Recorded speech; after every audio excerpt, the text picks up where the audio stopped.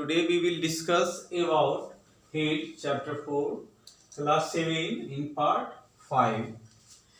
Last classes में मैं part 4 में इसका एक्सप्लेन किया था, ठीक है। तो एक एक्टिविटी के द्वारा मैं आपको बता रहा हूँ कि in the previous classes we also explain conduction, convection and radiation. So one experiment to show that conduction of heat also occurred in the solid substances.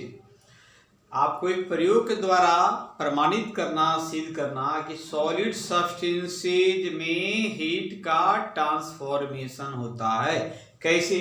तो क्या करेंगे, एक एपरेटस रिक्वायर्ड होगा हमारा. एक स्टैंड लेंगे, त्रिपाद स्टैंड लेंगे, स्प्लिट लैंप लेते हैं, आयरन नेल लेते हैं, एल्युमिनियम के फ्लैट रॉड लेंगे और वैक्स लेंगे, आयरन नेल लेते हैं, ठीक है. अब इसके बाद हम लोग क्या करेंगे, एक स्टैंड लेंगे, एक स्टैंड को क्लैंप के द्वारा इसे एल्युमिनियम रॉड को, चौड़े को, इसको हम लोग फिक्स कर देते हैं और वैक्स की मदद से आयरन नेल को यहाँ पर में हम लोग अटैच कर देते हैं, ठीक है. और यहीं पर त्रिपाद स्टैंड रखेंगे इसी के सरफेस में, लेवल में, और इसके ऊपर में एक स्पिरिट लैंप को या बुनसन फ्लेम को रखते हैं. जैसे ही हम लोग इसे हीट करते हैं तो इस एंड पर क्या होता है, देखिए यहाँ पर कि इस एंड पर हीट का ट्रांसफॉर्मेशन होने के कारण, इसके फिजिक्स के लैंग्वेज में बोल सकते हैं कि when the temperature is increased, the kinetic energy also increase. जब टेम्परेचर बढ़ता है तो काइनेटिक एनर्जी भी इंक्रीज होती हैं. इसके कारण ये एंड हमारा, इस एंड पर हॉटनेस ज्यादा होता है, हीट को ज्यादा एब्जॉर्ब करता है. तो सॉलिड सब्सटेंसेस जो भी मैटर होते हैं उनके अंदर मॉलिक्यूल टाइटली पैकअप होता है. तो हीट का फॉर्मेशन होने के कारण इनके मॉलिक्यूल स्कैटर्ड होते हैं, उनके बीच में दूरी बढ़ने लगती है और ये movement of the molecules hotter region to the colder region, यहां से आगे बढ़ते हुए आगे की ओर बढ़ेगा और धीरे धीरे फर्स्ट स्टेप में यहाँ पर जो आयरन नेल वैक्स के द्वारा फिक्स किए हुए थे ये मेल्ट कर जाते हैं हॉटनेस होने के कारण और ड्रॉप कर जाते हैं नीचे की ओर. इसके बाद इस एंड से और आगे की ओर बढ़ेंगे हम लोग, तो हॉटनेस होने के कारण ये भी वैक्स के द्वारा अटैचमेंट आयरन नेल था, ये भी नीचे की ओर फॉल डाउन होता और लास्ट एंड में कोल्डर रीजन में भी क्या होता, हीट का फॉर्मेशन होने के कारण नीचे की ओर डाउन हो जाते हैं.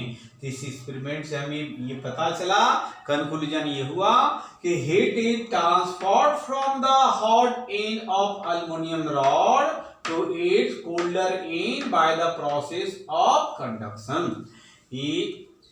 एक कंडक्शन प्रोसेस में हम लोग देखते हैं कि हीट का ट्रांसफॉर्मेशन, जो हॉटनेस था एल्युमिनियम रॉड, एक एंड से ट्रांसफर्ड होते हुए दूसरे कोल्डर रीजन तक वो इनका मूवमेंट होता by the diffusion process.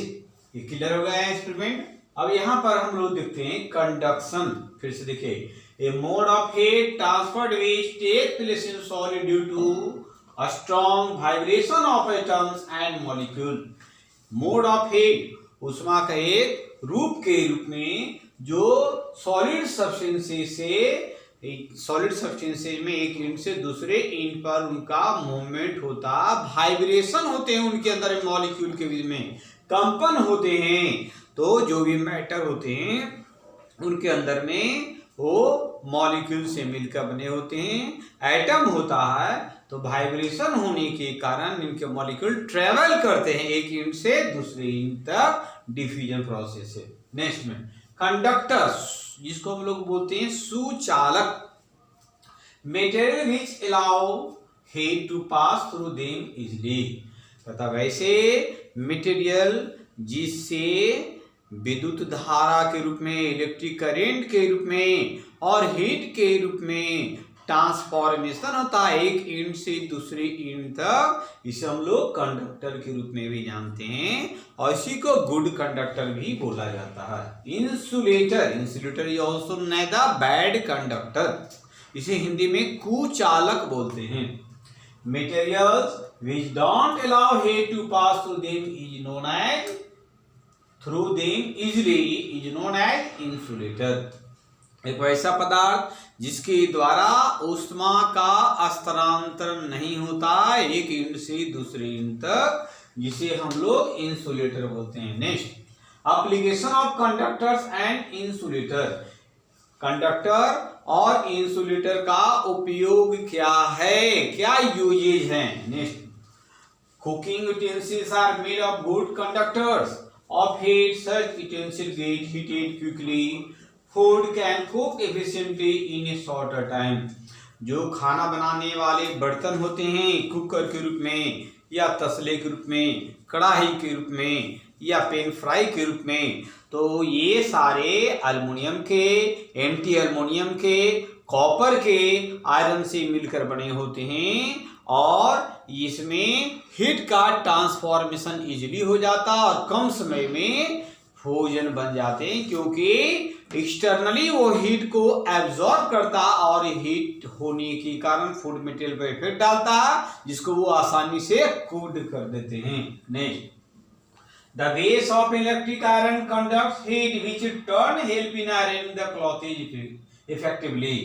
Iron के बेस जो होते हैं वो क्या होता है, चौड़े होते हैं, ब्रॉड होता है। इलेक्ट्रिक करंट को जैसे ही अप्लाई किया जाता है या एक्सटर्नली हीट दिया जाता है तो हीट के फॉर्मेशन होने के कारण उनके मॉलिक्यूल में स्कैटर्ड होता है।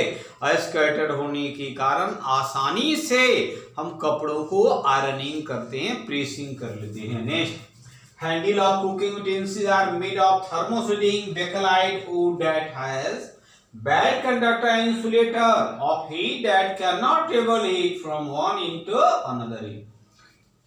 कुछ ऐसे इंस्ट्रूमेंट होते हैं इलेक्ट्रिकल अप्लायंसेस के रूप में या हम लोग कुकिंग यूटेंसिल के रूप में, तो उनके हैंडल जो होते हैं वो थर्मोसेटिंग के द्वारा, प्लास्टिक के द्वारा या लकड़ी के द्वारा या बेकेलाइट से मिलकर बने होते हैं होल्ड करने के लिए, ताकि उनके इंड जो हैं वो हीटेड नहीं हो, ट्रांसफॉर्मेशन नहीं हो, क्योंकि ये बैड कंडक्टर होता है, इंसुलेटर कहलाता है।